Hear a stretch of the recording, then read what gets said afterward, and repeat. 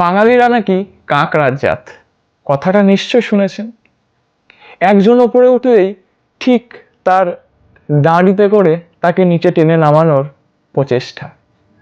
কিন্তু আগেকার দিনে তো এমন ছিল না।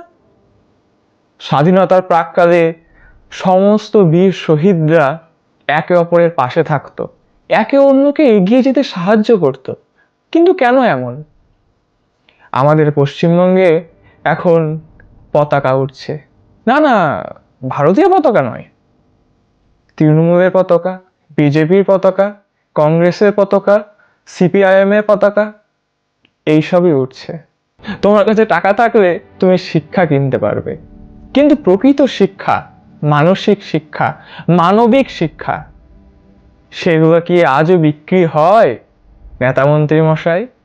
উত্তর আপনাদের দিতেই হবে। তো চলুন আগামী দিনের সূর্য ওঠার অপেক্ষা করি। না না, সকালবেলায় যে সূর্য ওঠে সেই সূর্য নয়, জাগ্রত হওয়ার সূর্য।